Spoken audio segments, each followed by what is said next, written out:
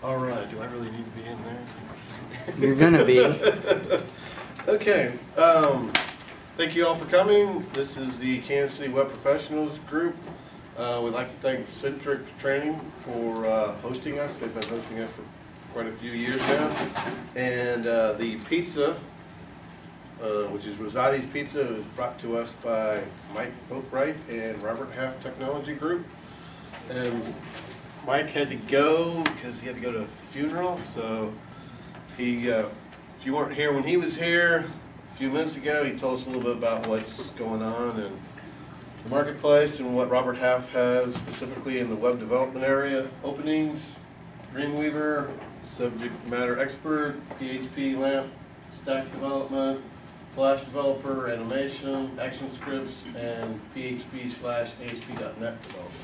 So that's what they're looking for. And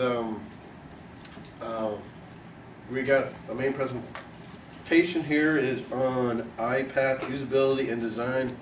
Oh my, by Suzy Warner now, it used to be Atchison. And before we get into that, besides the main presentation, we're going to go into some summary information about our KCWEBPROS incubator program. And we will do that after the presentation. So, incubator program, well, we'll just go into more, we'll explain what it is and talk about what's going on in our various projects in the incubator program after Suzy's done with her presentation on iPath usability and design. Oh my. So, kick it out. There you go. Hi, my name is Suzy, and last year I did a presentation on the title of what he was just stating, and I thought about doing the same presentation because there's a lot of new faces in KCWEBPROS, but I decided to expand on it because a lot of people and a lot of advancement in the industry has gone to conversion and how to convert your customers, not necessarily just usability and iPath and design, but how do you get your customer to do what you want them to do. So I slightly changed the presentation and forgot to send it to Ray, so it's my fault. So I apologize to everyone. But it's about conversion. It is going to be about iPath and usability and conversion because they all have to kind of work together to give you the best results. So a little bit about myself. I work for Cadero. It's a managed and dedicated hosting company that opened their doors on August 1st of this last year. So I have been in on a startup, and I designed an established brand for A+.NET about 2 years ago. Where conversion and usability and iPath have all been a very big concentration because hosting is an extremely competitive market, and if you're not getting your customers to convert online, the overhead is very high. So that's where my interest in this topic came from.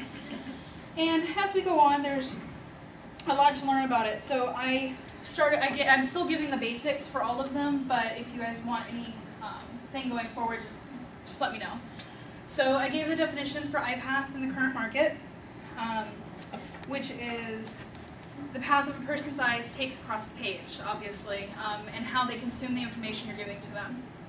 And I'll get into a little bit more of that in just a minute. There's usability, which is the study of how easy or how hard an item is for your consumer to kind of move forward with and to do what you want them to do. And then there's obviously conversion. Obviously conversion, which is getting your customer to do a desired action, and whether that be subscribe to your blog, purchase a product, download a white paper, those are all conversions. So there's different ways to go about getting the desired result from your customer. So I'm going into the traditional iPath. I'm sorry, I set this up originally on my Mac, which is much easier to transition if it was working, but I didn't want to make it not work tonight, so I'm sorry about that. This is the traditional iPath. It's the F path, and it's traditional in the sense that it's where it started was books. It was in print and things like that, where you put the most important information in the top left, and the top half of the page in general is where most of your information is going, but it makes an F pattern, obviously.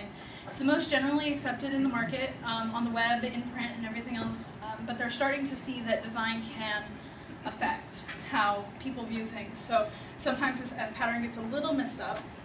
But Jacob Nielsen, which is thought to be the forefather of usability and iPath on the internet, has come up with a quasi-scientific way to test this. So there's a lot of companies that you can pay a lot of money to do this for you, or you can learn a little bit about it and your customers can pay you. So there was a study done by ExactTarget in email marketing. Does anybody know ExactTarget email marketing?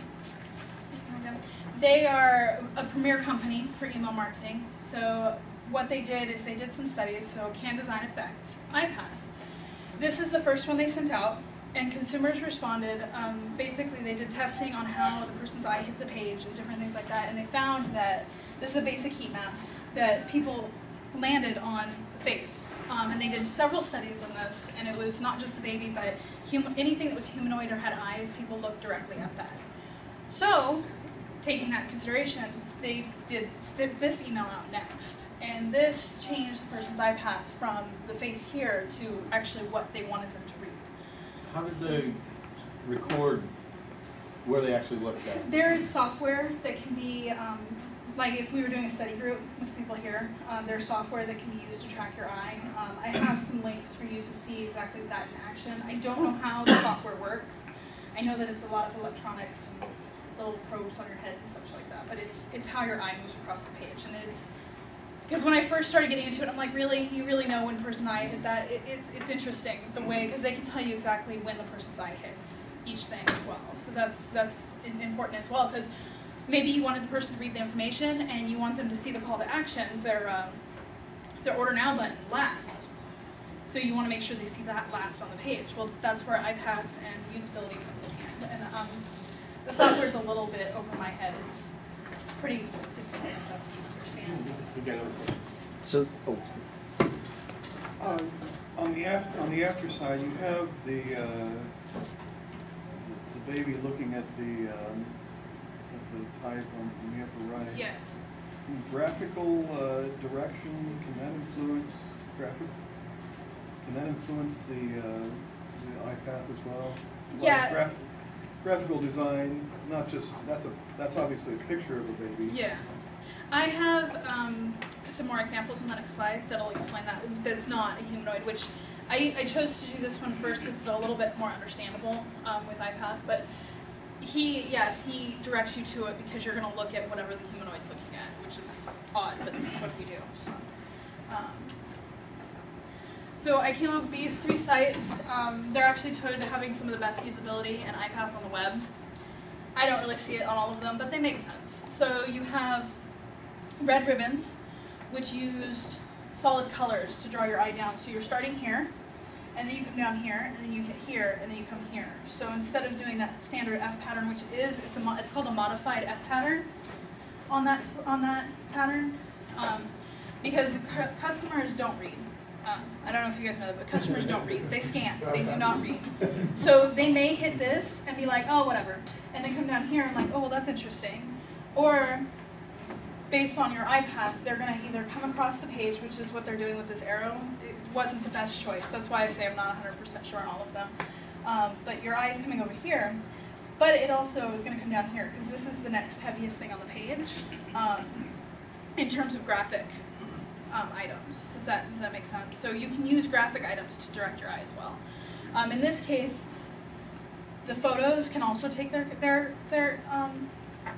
focus depending on what they want to do, because maybe the customer wants to see your work, and so the graphical signify, like, the icons of their work may get my attention, or view our work may get our attention. It depends on the customer, which is unfortunate with iPath. It's not just this is the answer to end all. Did that answer your question? does the color of the text on those icons or graphics matter too? Because if it's hard to read, they might miss something? Yes, if it's hard to read, or it's a little, like, if it's a little, now the only thing that's going to get them down, they're going to bounce down to here because it is heavier, but the text is hard to read. So they may bounce down there, but they may bounce off of it because it's not readable to them. So they may just jump from it. If it's not understandable to someone on the web in 8 seconds, you've lost them. So in this case, you may have lost someone because they couldn't read it. Because you have people that are colorblind and can't read the red-white relation. The next